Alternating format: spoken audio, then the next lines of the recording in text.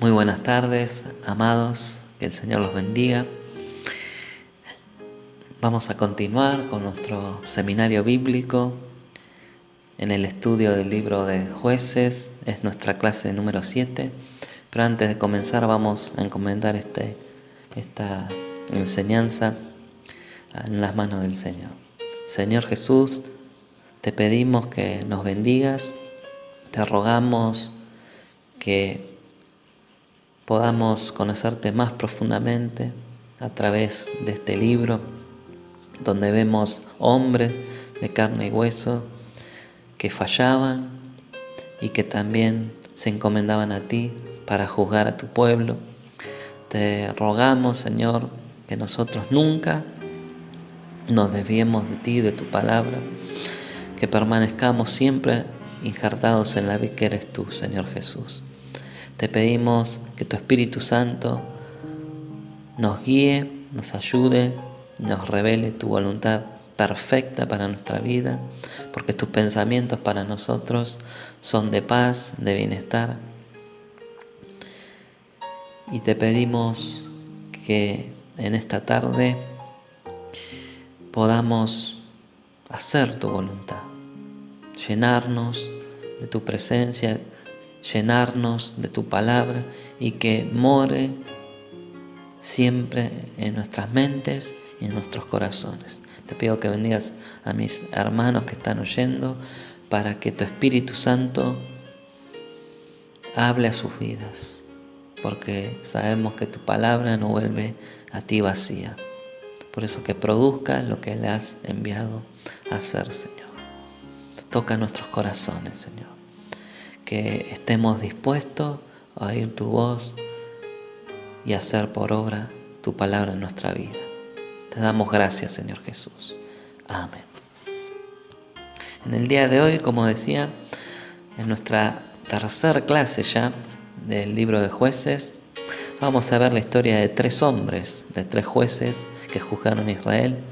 El primero fue Tola, después Jair, y nos vamos a centrar en la vida de Jefté. Vamos a comenzar leyendo Jueces 17:6. Este es nuestro texto central para ver lo que se vivía en ese tiempo en el pueblo de Israel. Leemos juntos.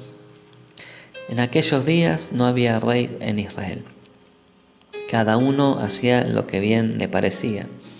Y como lo vimos, ¿no?, en la clase anterior de la vida de Abimelec, ¿no?, que él hizo lo que bien quiso, se impuso, ¿no?, como rey, quiso gobernar autoritariamente sobre Israel, y Dios mismo, ¿no?, hizo justicia por el pueblo que era oprimido por este tirano. Pero vemos que el capítulo 10 comienza diciendo: después de Abimelec se levantó para librar a Israel Tola, hijo de Fuá, hijo de Dodó, varón de Isaacar, el cual habitaba en Samir en el monte de Efraín, y juzgó a Israel 23 años y murió y fue sepultado en Samir. Vemos que este hombre llamado Tola, quien tomó acciones, ¿no?, libertadoras, probablemente lo que hizo se fue limitado a solucionar las luchas internas, la guerra civil en Israel y las prácticas paganas que provocó el impuesto reinado de Abimelec. Este hombre humilde y activo indudablemente fue puesto por Dios para tener a Israel en regla y en paz con sus enemigos. Su periodo, como vimos, es 23 años, fue bastante prolongado el tiempo, y tras él se levantó Jair Galadita de la tribu de Galad, el cual juzgó a Israel 22 años, así que en total 55 años. Vemos que no vemos que ningún enemigo quiso conquistar o oprimir a Israel o hacerlo tributario. Vemos que Dios convoca a un hombre en este proceso donde aparentemente no vemos invasiones ni ataques de otros pueblos. Este hombre, Jair, conduce a Israel a estar en paz con Dios y entre ellos. Dios trabajando de manera sorprendente al escoger a Jair de Galaad, el pueblo de donde levantaría al siguiente juez llamado Jefté. Hablando, ¿no?, de Jair, tuvo 30 hijos que cabalgaban sobre 30 asnos y tenían 30 ciudades que se llamaban las ciudades de Jair hasta hoy, las cuales están en tierra de Galaad. En pocas palabras nos muestra grandes hechos de Jair, ¿no? Tenía 30 hijos que cabalgaban sobre 30 asnos. Vemos un hombre de riqueza y prestigioso que les compró, como podríamos decir hoy en día, el auto del año a cada uno de sus hijos, un transporte personal y lujoso para esa época, ¿no? No cualquiera tenía 30 asnos. Y también tenía 30 ciudades que dio a cada uno de sus hijos, ¿no?, para que cada uno tenga su propio territorio donde gobernar. Vemos que Jair nunca tomó el título de rey, pero aparentemente actuaba como tal, ¿no? Y en el versículo 5 del capítulo 10 vemos que murió Jair y fue sepultado en Camón. Y ya en el versículo 6 aparece Jefté en escena. ¿Y en qué momento, no? Después de esos 55 años de paz y sin enemigos, dice el versículo 6, pero los hijos de Israel volvieron a hacer lo malo ante los ojos de Jehová y sirvieron a los Baales.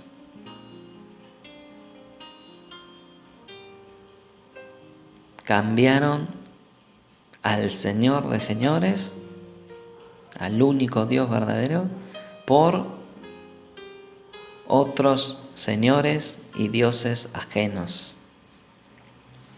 Y también a Astarot, que era adorado por medio de la prostitución sagrada, ¿no? A los dioses de Siria, a Adad, dios de las tormentas, símbolo con un rayo y un rimón, dios de la lluvia para las cosechas y agua para los pozos y campos, a los dioses de Sidón, dioses de los cananeos, a los dioses de Moab, principalmente a Quemos, al que sacrificaban seres humanos, que significa su nombre subyugador, Dios vencedor, a los dioses a los dioses de los hijos de Amón. Vemos a Moloc, dios del fuego, al que inmolaba niños, y a los dioses de los hijos de los filisteos, que el más conocido es Dagón, dios de los granos y cereales. También a Acera, la madre de los dioses, o diosa de la fertilidad. También a Baal-Zebú, el señor de las moscas, porque en sus altares se dejaban los sacrificios hasta que estos ya entraban en descomposición y se llenaba por ende de moscas. Y a este dios era el que consultaban también, conocido como Belcebú, a quien les hace recordar. Y dejaron a Jehová y no le sirvieron. ¿Qué significa esto? Significa que no dejaron un solo lugar donde se adorara al Señor en medio de toda la nación. Solo se adoraban a estos dioses. Qué tremendo, ¿no? Ya se pasaron de la raya, vemos el pueblo. Adoraban a cualquier otro dios, a todos los dioses de sus vecinos y de sus enemigos. Vemos que ahora era peor que antes. Se menciona tanta, pero tanta idolatría, ¿no? Lo que nos muestra que alcanzaron el nivel más alto de idolatría en la historia de los jueces. Y son mencionados aquí diferentes etnias y dioses nacionales de cada una de estas naciones, de los cuales adoraba Israel. Rogaban su protección y ponían su esperanza en esos dioses falsos. Israel estaba atraído hacia estos dioses, no tan solo por la imagen visible y la belleza de esta, por sus materiales y aspectos, sino por lo que estaba asociado a la deidad pagana. Por ejemplo, como vimos, Baal, el dios del clima, estaba asociado con el éxito financiero. Astarot, la diosa de la fertilidad, que estaba asociada con el amor, sexo y romance. Los otros dioses tenían ciertos aspectos que atraían a Israel, ya que se asociaban culturalmente con ellos, y tomaban sus costumbres y se enlazaban familiarmente y socialmente. Se mezclaban, ¿no? Lo que Dios había prohibido, de que busquen mujeres, estaba prohibido que se casen con mujeres de otro pueblo. Estos dioses eran venerados a través de los sacrificios humanos. Los moabitas principalmente sacrificaban seres humanos a su Dios. Y vemos en el versículo 7 del capítulo 10 que se encendió la ira de Jehová contra Israel y los entregó en manos de los filisteos nuevamente, los habitantes de la costa, y en manos de los hijos de Amón, que recuerdan de quién era descendiente Amón, de Lot, con su hija menor. Era un pueblo cruelmente en extremo, era sanguinarios, los cuales oprimieron y quebrantaron, es decir, molieron, los rompieron en pedazos, acosaron y agraviaron a los hijos de Israel en aquel tiempo 18 años. A todos los hijos de Israel que estaban al otro lado del Jordán, en la tierra del amorreo, que está en Galaad. Y los hijos de Amón pasaron el Jordán para hacer también guerra contra Judá y contra Benjamín y la casa de Efraín, y fue afligido Israel en gran manera. Amados, si lo viéramos en un mapa, estaban totalmente rodeados por los enemigos. Por el este vemos a los amonitas y por la costa a los filisteos, que es la actual franja de Gaza perteneciente a Palestina. Eran oprimidos desde el este y el oeste. 18 años pasaron al otro lado del río para subyagar al resto de la nación, e Israel no era capaz de oponer resistencia. Maltratados, ultrajados, dominados a espada y atemorizados. Y vemos en el versículo 10, después de todo esto, entonces los hijos de Israel clamaron a Jehová, después de todos esos años y ese tiempo, diciendo: nosotros hemos pecado contra ti, porque hemos dejado a nuestro Dios y servido a los Baales. Que vemos aquí, que reconocieron su pecado. Hemos pecado contra ti, hemos dejado a nuestro Dios y servido a los Baales. Porque el primer mandamiento, ¿cuál es? Amarás al Señor tu Dios y no tendrás dioses ajenos. Versículo 11. Y Jehová respondió a los hijos de Israel: ¿no habéis sido oprimidos de Egipto, de los amorreos, de los amonitas y de los filisteos, de los de Sidón, de los de Amalec y de Mahón? Y clamando a mí no os libré de sus manos. ¿Qué está haciendo Dios? Dios les recuerda su poder y su gracia, libertándole de sus enemigos en tiempo pasado. Dice el versículo 13: mas vosotros me habéis dejado y habéis servido a dioses ajenos, por tanto yo no os libraré más. Andad y clamad a los dioses que os habéis elegido, que os libren ellos en tiempo de vuestra aflicción. Qué tremendo, ¿no? Qué palabra fuerte. Dios no había ya de ayudar al pueblo en el estado espiritual que estaban, llenos de paganismo, llenos de ideologías culturales, costumbres, ¿sí? Opuesto todo a lo que Dios le había mandado, ¿no? Llenos de prácticas aberrantes, llenos de imágenes, templos y altares a dioses ajenos. Dios les dice que clamen a los dioses que sirven, porque ellos están sirviendo a esos dioses, y que ellos le libraran en estos tiempos de angustia. ¿Qué podemos ver aquí? Muchos supuestos creyentes solicitan la ayuda de Dios, la protección de Dios, pero nunca han limpiado su hogar de su antigua vida. Creen que Dios solo les ayudará y les librará, pero esta historia nos muestra que mientras Israel estuviera en esa situación, Dios no les libraría. Versículo 15 dice: y los hijos de Israel respondieron a Jehová: hemos pecado, haz tú con nosotros como bien te parezca. Nuevamente reconocen su pecado y dicen: merecemos tu disciplina. Muchos piden y piden y piden a Dios por cosas vanas, por razones egoístas, y no le piden a Dios: Señor, mostrame, enseñame, discipliname, hazme cambiar, ayúdame, Señor. Reconozco mi pecado que está delante de mí, como decía David. Por eso me arrepiento, Señor. ¿Y qué hicieron? No quedaron solamente en meras palabras.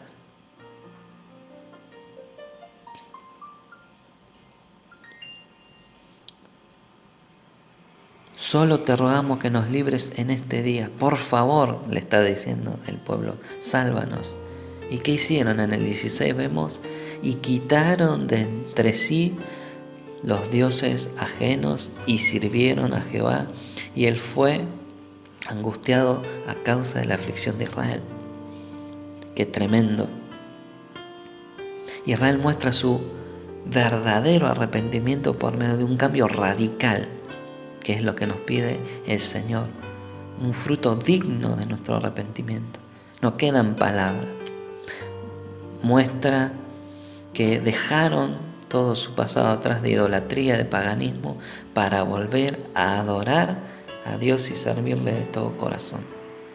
Esto es, Dios se vuelve a quien tiene un corazón contrito y humillado, un corazón arrepentido.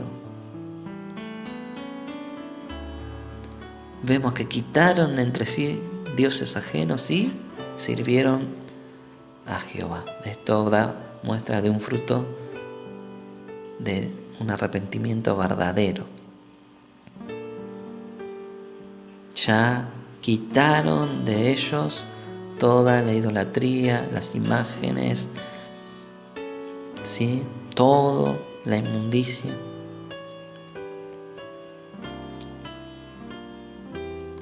Y el Señor tuvo el mismo sentimiento, ¿no?, que tuvo cuando el pueblo era oprimido por Egipto. ¿Se acuerdan? Antes que apareciera en escena Moisés, que dice que llegó el clamor, la angustia del pueblo, y el Señor lo oyó desde los cielos. La palabra nos dice, ¿no?, cuando clama el justo es el que vive conforme a la palabra de Dios, clama al Señor y el Señor lo oye, porque su comunión íntima es con los justos, los que le obedecen, los que le temen, ¿sí? Y vamos al versículo 17. Entonces se juntaron los hijos de Amón y acamparon en Galad. Se juntaron asimismo los de Israel y acamparon en Mizpa. ¿Qué quiere decir? Vemos que los enemigos de Israel se unieron para luchar contra Israel, y ahora que se volvieron a Dios, vemos a Israel sin divisiones para pelear contra los amonitas.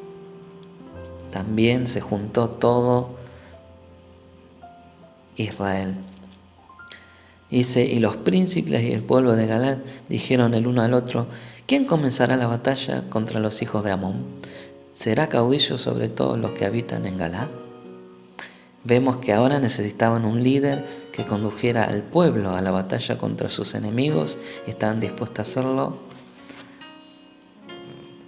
con uno de la tribu de Galaad, ¿sí? Y el capítulo 11 de Jueces comienza ya a hablar y aparece en escena Jefté, galadita, que era esforzado, dice el versículo 1. Quiere decir que era una persona, no le asustaba el trabajo, a lo mismo que Josué, que Caleb, y era valeroso, quiere decir que no tenía temor.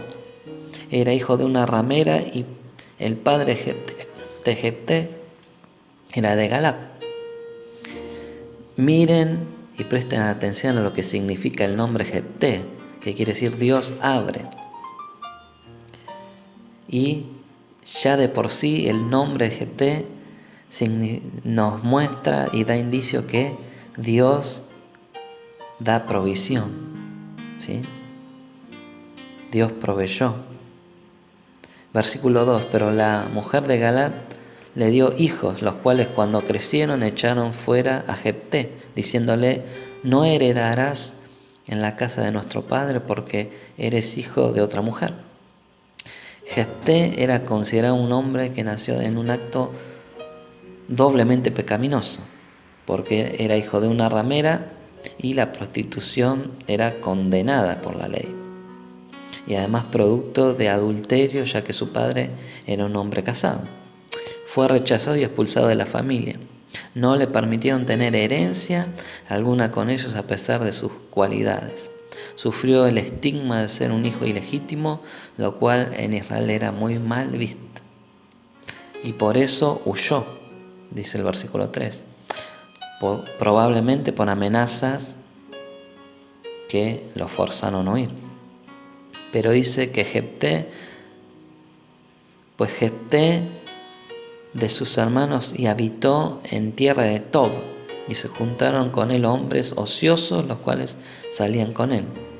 Se volvió jefe de un grupo de vagos, dedicados al saqueo, ociosos, rebeldes, que no tenían nada que perder, como recordamos hizo Abimelech. Y aconteció andando el tiempo que los hijos de Amón hicieron guerra contra Israel, y cuando los hijos de Amón hicieron guerra contra Israel, los ancianos de Galaad fueron a traer a Jefté de la tierra de Tob. Jefté probablemente había ganado cierta fama por su fuerza y valor en su trabajo ilegítimo. Y dijeron a Jefté: ven y serás nuestro jefe para que peleemos contra los hijos de Amón. Necesitaban a alguien realmente valiente que les dirigiera. Era el ofrecimiento inicial de que fuera el jefe militar de Israel. Pero miren, porque es diferente a la historia de Abimelech, que Abimelech fue a buscar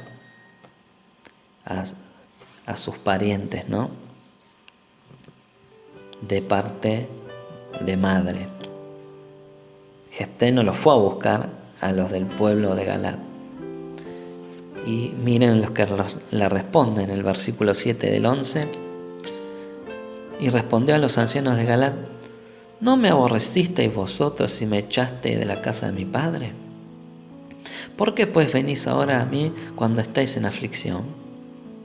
Y los ancianos de Galaad respondieron a Jefté: por esta misma causa volvemos ahora a ti, para que vengas con nosotros y pelees contra los hijos de Amón y seas caudillo de todos los que moramos en Galaad.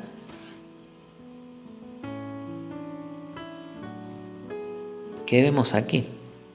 Ahora ya no le ofrecían solamente que fuera el jefe militar, sino fuera el líder general del pueblo. Y Jefté entonces dijo a los ancianos de Galaad: si me hacéis volver para que pelee contra los hijos de Amón, y Jehová los entregale delante de mí, ¿seré yo vuestro caudillo? ¿Escucharon lo que dijo Jefté? ¿Prestaron atención a contracara, ¿no?, de la vida de Abimelech, que en ningún momento nombra a Dios? Dice: si me hacéis volver para que pelee contra los hijos de Amón, y Jehová los entregare delante de mí. No es que él con su propia fuerza lo iba a derrotar, sino que si Jehová entregare delante de mí, ¿seré yo su caudillo? Esto atrajo la atención total de Jefté, vemos, ¿no? De ser el desechado y despreciado de Galaad a ser su líder principal. Y los ancianos de Galaad respondieron a Jefté: Jehová sea testigo entre nosotros si no hiciéramos como tú dices. ¡Qué tremendo! Jefe militar en la guerra y su dirigente máximo en la paz. Líder en la guerra y líder máximo después de la guerra. Verso 11 del capítulo 11. Entonces Jefté vino con los ancianos de Galaad y el pueblo lo eligió por su caudillo y jefe. Y Jefté habló todas sus palabras delante de Jehová en Mizpa. Acá vemos nuevamente. Entonces Jefté vino con los ancianos de Galaad y el pueblo lo eligió por su caudillo y jefe, y Jefté habló todas sus palabras delante de Jehová en Mizpa. Jefté sabía que la victoria la tendría que dar Jehová. Por esto puso a Dios por testigo de que se cumpliera la promesa de Israel si él iba a la batalla. Qué tremendo. 12.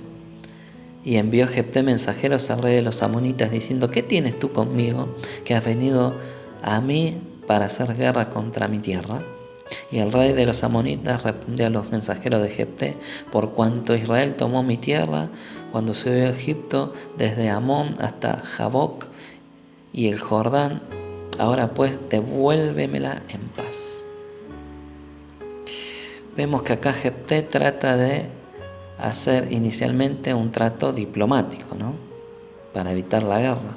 Pero el rey amonita dice que esas tierras eran de ellos y que Israel debía devolverlas pacíficamente.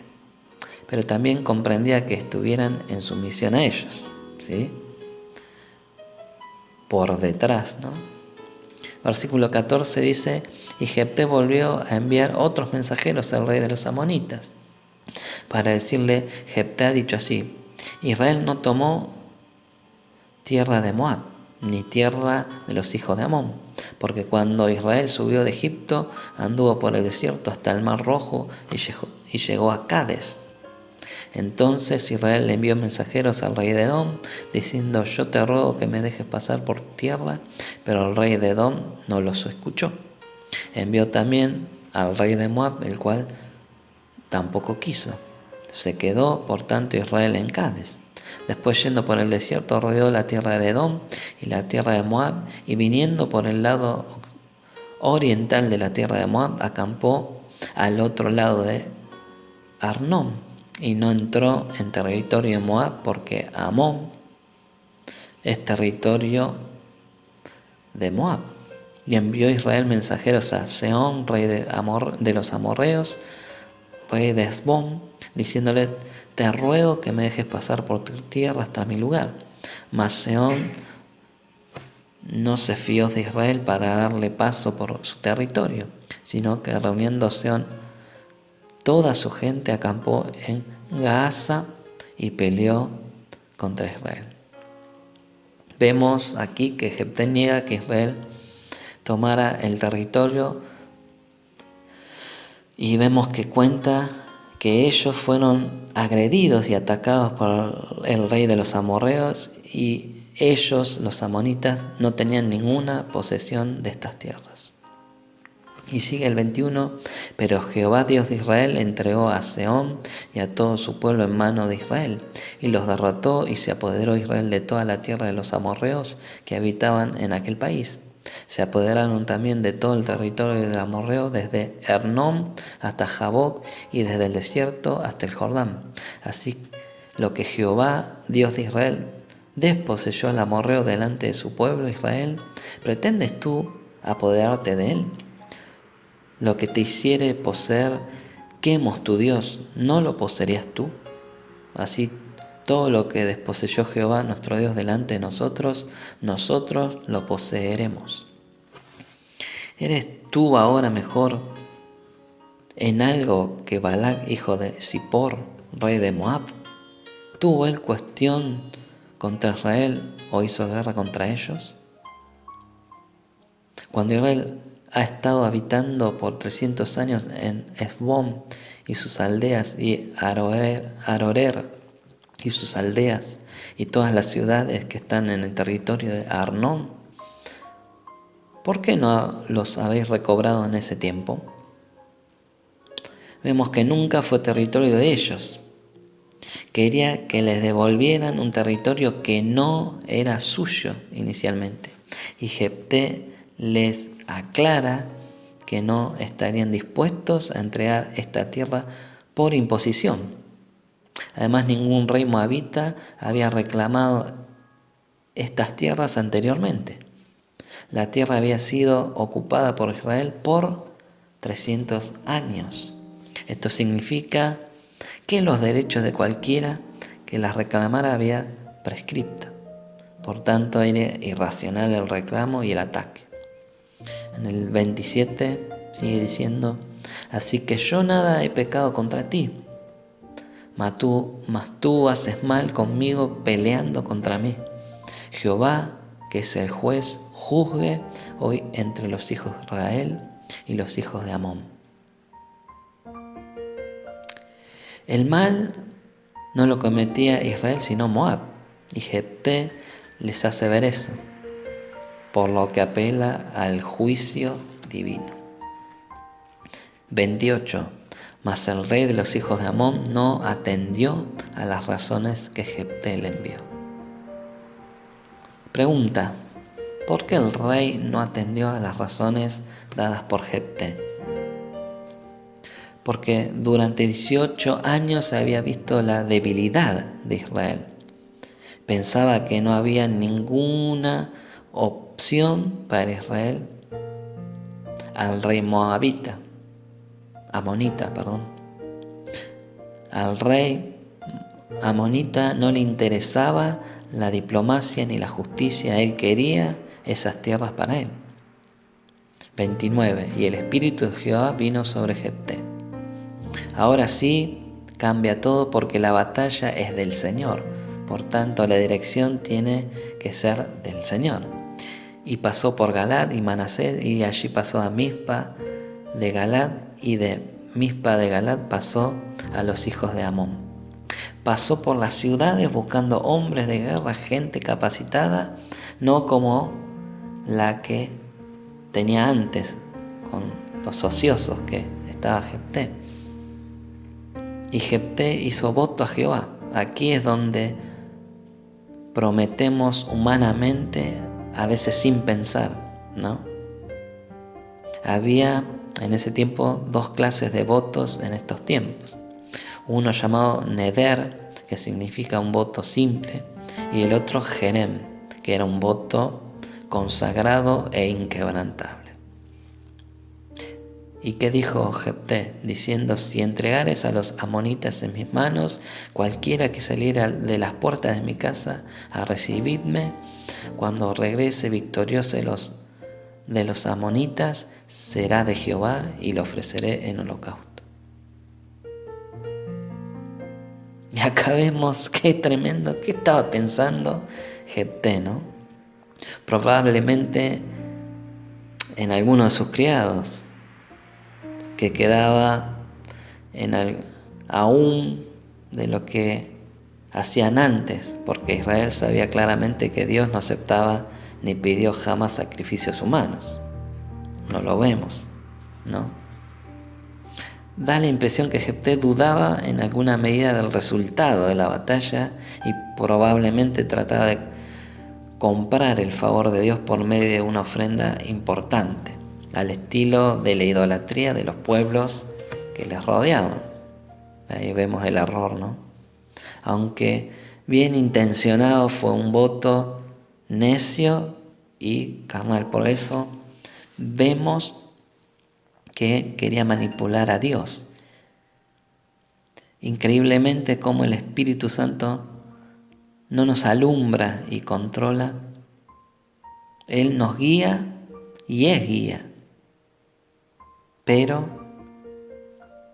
nosotros, porque nuestro corazón es engañoso y perverso, podemos resistir su guía e ignorar su guía. Por eso vemos que aquí erró Jefté en su humanidad, porque realmente no le pidió la guía y la fortaleza al Señor, sino que quiso comparar a Dios con un voto. Vemos que Jefté no necesitaba hacer un voto ante Dios, se apresuró. Pero ahora analicemos algo. Dice cualquiera, en el versículo 31, cualquiera que saliere de las puertas de mi casa a recibirme cuando regrese victorioso de los amonitas será de Jehová y le ofreceré en holocausto. El hebreo indica sea lo que salga.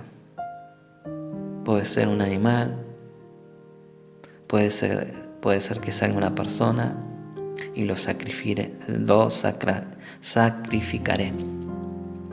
Es decir, lo consagraré a Jehová. Si es apto, ¿no?, para el holocausto, será hecho así. Si es apto para el servicio, será hecho así. Eso pensaría Jefté, ¿no? Y fue Jefté hacia los hijos de Amón para pelear con ellos, y Jehová los entregó en su mano, Dios dándole la victoria. Desde Aroer hasta llegar a Minit, 20 ciudades, y hasta la vega de las viñas los derrotó con muy grande estrago. Así fueron sometidos los amonitas por los hijos de Israel. No fueron destruidos, sino sometidos, esto es, a sujeción de Israel, eran tributarios. Entonces volvió Jefté a Mizpa, a su casa, y aquí su hija, que salía a recibirle con panderos y danzas, y ella era sola, su única hija. No tenía fuera de ella hijo ni hija. Probablemente Jefté pensaba que algún animal, como decíamos, sería lo primero que saldría a recibirle de su batalla. Pero salió su única hija. No tenía más hijos, solo ella. Y cuando él la vio, rompió su vestido diciendo: ay, hija mía, en verdad me has abatido y tú misma has venido a ser causa de mi dolor, porque le he dado palabra a Jehová y no podré retractarme. Vemos que Jefté se dio cuenta de su decisión irreflexiva. Una promesa a Dios, una idea humana que ahora le costaría más de lo que pensaba. Dios no le pidió nada a Jefté. Jefté lo ofreció a su manera, queriendo ganar el favor de Dios que ya lo tenía. Entonces el 36 dice: y ella entonces le respondió: Padre mío, si le has dado palabra a Jehová, haz de mí conforme a lo que prometiste, ya que Jehová ha hecho venganza a todos tus enemigos, los hijos de Amón. Y volvió a decir a su padre: concédeme esto, dejadme por 2 meses que vaya y descienda por los montes y llore mi virginidad, yo y mis compañeras. Esto significa que ella no le daría hijos a su padre para que perpetuaran la descendencia, que era importantísimo en estos tiempos. En ella se terminaba la historia de la familia de Jefté. Entonces, dice el 38, dijo: ve, y la dejó por 2 meses, y ella fue con sus compañeras y lloró su virginidad por los montes. Pasados los 2 meses volvió a su padre, quien hizo de ella conforme al voto que había hecho, y ella nunca conoció varón. Y se hizo costumbre en Israel que de año en año fueran las doncellas de Israel a endechar a la hija de Jefté Galadita 4 días en el año. Qué tremendo, ¿no? Por eso importante. Jefté cumple su promesa comprendiendo que no tendría descendencia. Segundo, no hay referencia alguna en la Escritura a sacrificios humanos dados a Dios. Vemos también que Dios prohibía los sacrificios humanos porque era abominación. También es impensable que un hombre temeroso de Dios pensara que semejante abominación sería agradable a Dios.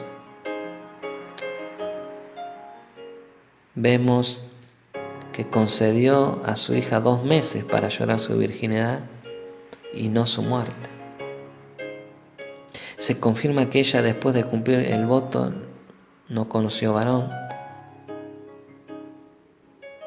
Comentario inútil si hubiera sido sacrificada, ¿no?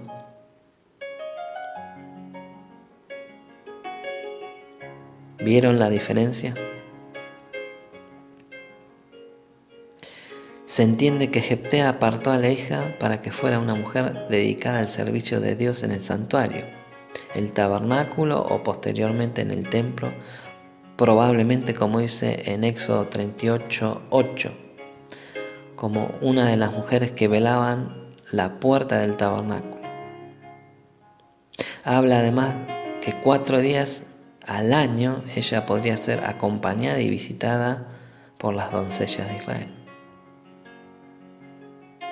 Por último, en Hebreos 11:32 dice: Jefté está en la lista de los héroes de la fe, lo cual nos permite comprender que si Jefté hacía algo opuesto a las ordenanzas de Dios, como ofrecer a su hija como un sacrificio humano, sería mencionado como un hombre ejemplos de fe en Hebreos. No, yo creo que no.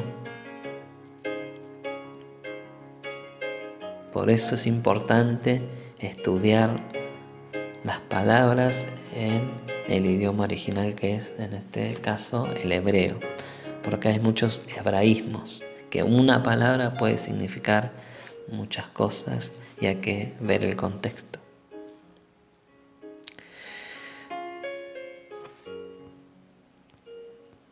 Y así comenzamos el capítulo 12. Del 1 al 7. Entonces se reunieron los varones de Efraín y pasaron hacia el norte y dijeron a Jefté: ¿por qué fuiste a hacer guerra contra los hijos de Amón y no nos llamaste para que fuéramos contigo? Nosotros quemaremos tu casa contigo. Qué tremendo, ¿no? Quiere decir con voz adentro. Israel acaba de ganar una gran batalla, pero en lugar de gozarse y alegrarse en el Señor por la victoria, hay pleito. La tribu de Efraín estaba molesta porque al no estar en la batalla no tenían crédito en ella, a lo cual Jefté sí los convocó. Lo amenazaron a él y a toda su casa. En versículo 2 del capítulo 12 dice: y Jefté les respondió: yo y mi pueblo teníamos una gran contienda con los hijos de Amón, y os llamé y no me defendisteis de su mano. Vemos que sí los llamó, pero ellos no fueron. Viendo pues que no me defendisteis, arriesgué mi vida y pasé contra los hijos de Amón, y Jehová me los entregó. ¿Por qué pues habéis subido hoy contra mí para pelear conmigo? Entonces reunió Jefté a todos los varones de Galaad y peleó contra Efraín. Y los de Galaad derrotaron a Efraín, porque habían dicho: vosotros sois fugitivos de Efraín, vosotros los galaditas en medio de Efraín y de Manasés. Los de Efraín, vemos, insultaban a los galaditas llamándoles desertores y fugitivos, lo que provocó una guerra entre los hermanos, ¿no? Y los galaditas tomaron los vados del Jordán a los de Efraín, es decir, tomaron un lugar de control fronterizo. Y aconteció que cuando decían los fugitivos de Efraín, algún sobreviviente de la batalla quiso pasar. Los de Galaad les preguntaban: ¿eres tú efrateo? Si él respondía no, entonces le decían: ahora pues di Sibolet. Y él decía Sibolet, porque no podía pronunciarlo correctamente. ¿Por qué? A los de Efraín les costaba pronunciar la SH. Por ende, todos los efrateos que habían salido con vida de la batalla tenían que regresar a su casa, y los diferenciaban por medio de esta palabra que significaba arroyo. Entonces le echaban mano y le degollaban junto a los vados del Jordán, y murieron entonces de los de Efraín 42.000. ¡Wow! ¡Qué tremendo!, ¿no? Hombres. Una palabra era lo que determinaba la vida y la muerte. Sibolet. Y Jefté juzgó a Israel 6 años, y murió Jefté galadita y fue sepultado en una de las ciudades de Galaad. Vemos que personalmente a mí lo que más me impacta es que no dice que mientras estuvo de juez Jefté hubo paz en Israel. Fue un breve periodo, probablemente sin paz. En conclusión, ¿qué vemos a través de la vida de Jefté? Mejor es que no prometas y no que prometas y no cumplas. No podemos juzgar a Jefté, quien vivía en una época llena de ignorancia y apostasía, a quien Dios capacitó para salvar a su pueblo, y aparece como un ejemplo, como decíamos, en Hebreos 11, como un héroe de la fe. Si no, no lo hubiera mencionado el escritor de Hebreos, como no mencionó a Salomón, que muchos dicen fue salvo, no fue salvo. En los últimos días dice que él apostató, se fue y adoró a los dioses de sus mujeres. Qué tremendo. Habiendo conocido, ¿no?, a través de su padre la palabra, además de haber escrito proverbios, ¿no? Pero vemos que a Jefté sí lo nombra con lo mismo que el próximo juez que vamos a ver, Sansón, lo nombra en Hebreos 11. Por eso vemos las grandes lecciones, ¿no?, en la palabra y en la vida de Jefté. Para que Dios actúe a tu favor, primero debes de quitar todo lo que está contra Dios de tu vida, de manera drástica y definitiva. Esta es la muestra de un genuino arrepentimiento. Como vemos que hizo el pueblo de Israel, quitaron todos los dioses ajenos, los dejaron y volvieron a servir al Señor. Dios, amados, usa gente común y corriente. A veces nos sentimos tan indignos, tan comunes, tan faltos de características idóneas, y nos equivocamos. Vemos el caso de Jefté, producto de una relación ilícita. Tenía una banda de hombres malvados, y quien por interés y venganza quiso ser el jefe de todos, hasta que vino el Espíritu Santo y cambió todas las cosas. Porque él podría haber sido como Abimelech, como vimos en la clase pasada. Pero él dejó que Dios cambie y transforme su vida. Por eso, amado, amada, no prometas lo que no serás capaz de cumplir. Mejor no digas nada. Dios no espera tus promesas, tus pactos, tus compromisos para actuar. Dios quiere ver tu corazón humillado, contrito delante de su presencia. Aprendamos de Jefté, que fue un hombre de fe y de palabra, ya que cumplió su promesa, cumplió su voto, a pesar que le costó no tener descendencia. Él lo hizo por amor y temor a su Dios. Oremos. Señor, tú nos conoces, Señor. Tú conoces cada pensamiento. Tú conoces nuestro levantar, nuestro sentar. Antes que venga la palabra a nuestra boca, tú ya la conoces, Señor. Tú nos conoces mejor que nosotros mismos. Por eso, Señor, te pedimos perdón por nuestros pecados. Si muchas veces te hemos prometido cosas y no las hemos cumplido, Señor. Muchas veces cantamos por cantar alabanzas y no nos damos cuenta que hacemos promesas de serte fiel, de seguirte, de consagrarnos, y no lo hacemos, Señor. Perdona nuestra infidelidad muchas veces. Señor, que no prometamos y no cumplamos, Señor. Señor, que cada día podamos seguirte, que cada día podamos servirte, que cada día podamos santificarnos en tu verdad, Señor. Porque tu palabra es la verdad, es la que nos purifica, Señor. Te pedimos que tu Espíritu Santo nos dé el querer como el hacer, que no resistamos a tu Espíritu Santo en nuestra vida, que oigamos siempre tu voz, Señor, que nos guía, que nos confronta, que nos disciplina, que nos humilla delante de ti, Señor. Quita de nosotros todo destello de orgullo, de altivez, de rebeldía, Señor. Que andemos como es digno de ti, Señor. Porque tú nos has dado ejemplo en tu palabra para seguir tus pisadas, Señor. Que cada día nos neguemos a nosotros mismos para seguirte, Señor. Para hacer tu perfecta, buena, agradable voluntad para nuestras vidas. En el nombre de Jesús. Amén.